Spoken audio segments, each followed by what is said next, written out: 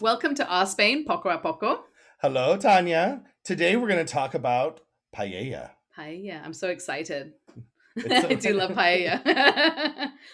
A good a, paella. A good paella. a very good paella. You know what? I ain't gonna lie. I love rice. I'll take a bad paella. I haven't had a bad paella. How about that? I've had amazing, and I'll eat it. So, I will say I've had ones I wish I hadn't ordered, but oh that really? we'll get to that later because it's a certain type of paella that I think. Anyway, in my opinion, we'll get to that as we go down. So let's start. Let's jump in. So Um, paella did start in Valencia. So across the world, they think of it as a Spanish dish, and it is a national dish of Spain. But it is a very Valencian pride issue mhm, because it did start in Valencia, and they say it traces back to the 14th, 15th century. Just south of Valencia City is Albufera, which is this big lagoon, which is where the rice is grown. It's like a bomba rice, a more round, not like a long mhm. jasmine rice, is what they use. Yeah. So I'm sure the rice is also now grown in lots of different places, but that is probably one of the reasons why it was started here was because rice was introduced as a farming product here Hmm. in the Valencia community, by the way, because we have Valencia City and Valencia community, and the paella is from the Valencian community, not just from the city. And Right. as you just said, the Albufera is just south of the city anyway. So yeah. Yeah. I'll point that And out. just so people don't know, side note, Valencia is like New York, New York. So there's Valencia the state and Valencia the city. Hmm. Yeah. And just so you know. Yes, and the paella is cooked on it. So paella or paellera means frying pan in Valenciano. So that is where the name comes from. It is the type of pan also that the excuse me that it's cooked with is called a paellero. Is the place it's cooked, and then you have the paellera, which is the pan. Have I got this right? Because now there's a lot of Well, you paelleras. keep saying the L's and it's paella, not palalada, not paella. Paellera. No, no, There's just paella. Well, there are two L's. Yeah, like paella is two L's. Paella. Yeah. It's a paella. Yes. And you got a little Spanish lesson too. There you go. So paellera is the frying pan. Oh my god, now I can't say it at all. I think we're going to jump right into the different types of paella that we have, which are so there's two different types of paella which you have but that are the actual ones, and then you have a third which is also kind of on the menu, but anything else is an arroz al horno. So you'll have a Right. menu in a restaurant that'll have a lot of things that look like they should be paellas, but they're not because they're not the two traditional ones, right? They're not they're not cooked the same way. Like it varies from the norm. And one of them is the Valenciano, which is your land animal Mm-hmm. paella, which is rice, rabbit, your long flat beans, your lima beans. Mm-hmm. And originally, back in the olden timey days, they used water vole, which was rats. Maybe so they say. We don't have any proof of this. It's just a rumor. But I mean that would make sense. I mean, the paella in general is a dish that is a leftovers dish. It's something that was, primarily something that was quick and easy and cheap to make, right? Every culture has that type of dish. That is what the paella is. Right. I mean, it's peasant food, right? This is what was Yeah. available, what you can gather and make. Yeah. Um, And then the second one is the marisco. So that's the fish one. So that we have shellfish, mussels, clams, shrimp, langoustine, calamari, fish. And it can be sort of any mixture of that, I think, in different places.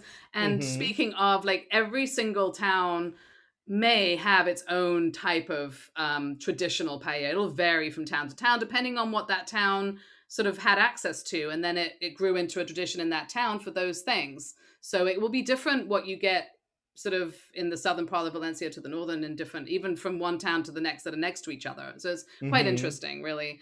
And a lot of them, like in the Valenciano, they'll have chicken in it. They'll have snails. I know you haven't seen the snails yet, but I have No, seen thank it many goodness. times, and I love snails, so I'm very happy. I'm very Um, glad I haven't seen snails on a paella because not my favorite. Although they're easy to pick off, I guess. So I would be okay with that. Yeah, that's fine. Yeah. and then there's the mixed up, which is the mixture of all of them. So that's fish and land. So that's fish and meat. So that's Land together. And the Valenciano would be made with a chicken stock, and the Marisco would be made with a fish stock. So the mixture, I don't know if they're using both, but it's a mix of all of it together. And that would be sort of the end of your. You might find somewhere a list of paellas with a lot of different names, but those are your three main ones. And then everything else technically will come under a different portion of the menu that would be called an arroz of rice. And they are sort of basically the same thing. They could be cooked in a paella pan. They look like a paella, but they're not the traditional ones. So they're just called an arroz. Right. And some of those are cooked in the ovens, not necessarily on the open flame, because that is the thing. What also makes paella is how it is cooked on the paellero. On the paellero. let me get my Spanish back. On the paellero, which is, yeah. Very good. You got the double L right. And so they have, and that's like on an open flame, and traditionally it's wood. And many homes will have these brick, grilling things in their backyards to make the paella. And the smoke and the flavor that infuses the flavor. The smoke is what you want in the paella, that taste as well. And we both, I think, agree that the sucrecote, how do you pronounce that? The socarat. Socarat. You got to roll that R. So that's a socarat. Socarat. That is the delicious layer that I love, that makes paella what paella is for me, which is that crispy rice that comes like on the bottom, on the edges. Crust. It's so good. That is so good. And I think, so we have arroz that are also made with the paella pan and made in the way that paella is. And then you have arroz al horno, which we don't know 100%. I mean, it's made in the oven. That's horno. So it's made in the oven instead of on a flame. But I also think sometimes when you see that on a menu, especially in a restaurant, that they're making it maybe in a big pot as well, because they're doing like a 3-course menu with paella, and they just need a bunch of paella. So it has all the same flavors, and it has the paella sort of feeling, but I've never received like a plate with any of that crispy pot on it, which is why I'm questioning whether it's really made in a paella pan. I think maybe not, but we don't know. But that is what that is. If you see arroz al horno, it's just made in the oven instead. And paella is a lunchtime meal. I mean, you can go to restaurants and for the tourists and get it in the evening, but it is a lunch meal. It is a gathering meal. And hark on an older episode about food, that lunch is the biggest meal of the day here, and so it makes sense you'd have this huge rice to burn off the rest of the day, and then the evening you have a lighter meal. And it is a very communal thing. I mean, they have festivals throughout the cities and the towns, and people are showing off their culinary skills. They'll do competitions. We have a competition up here in our community in the summer where they do it, but that happens in the evening because it's so hot during the day that they do it they do it at night. Like, you're literally eating paella at like midnight at that point, because you have to wait for the sun to go down and for it to cool off. And then we also have a restaurant up here that, speaking of festivals, they'll do those gigantic. No, I don't know if you've been to a festival where they've been cooking on one of those gigantic paellas. I've seen those. It's amazing. Like a swimming pool. Yeah, it's like a swimming pool. And I did post a video on our social media of this, and it's really cool to see, because it's enormous and impressive to see someone cooking a paella of that size. Can't imagine, because I haven't really managed to be able to cook a proper paella in a small size, so I can't imagine doing that.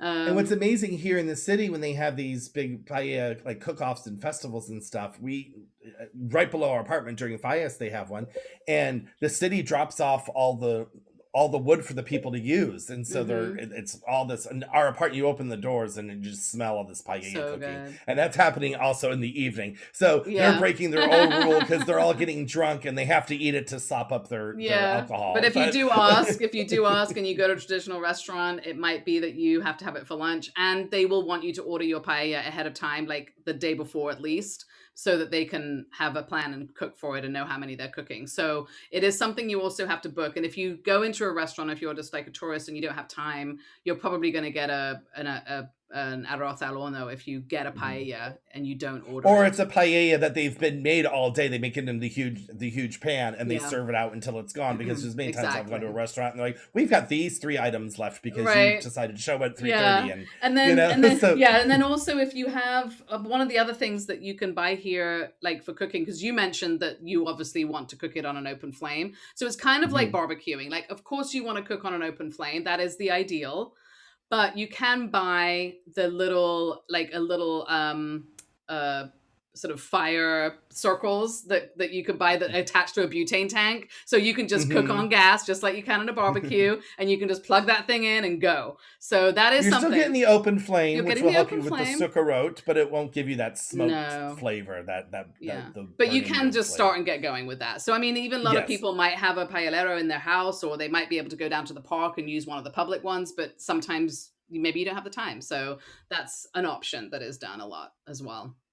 Right. And the color is important too, which is the saffron, which is very important, but saffron's expensive. So I think people do things like turmeric to cheat the color, and maybe turmeric. Do you say turmeric? Turmeric? Turmeric? I don't know. Turmeric. That might be. How do you say it? Turmeric? Okay, that's another. Uh-oh. Well, this is English. Pronunciation episode.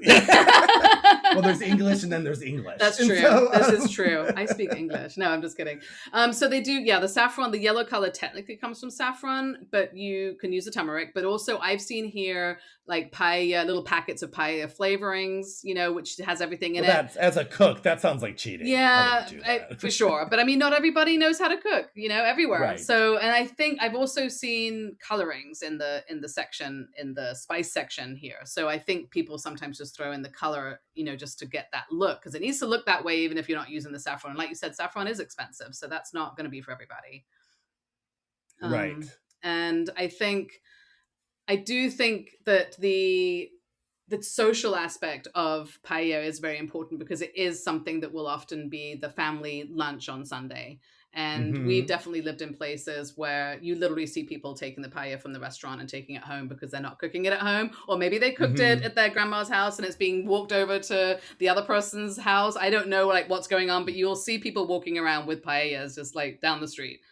Which I love. And even in the city, I mean, we've seen, which was hysterical to us, is that we saw a father and his son walking down the street with this ginormous pizza box.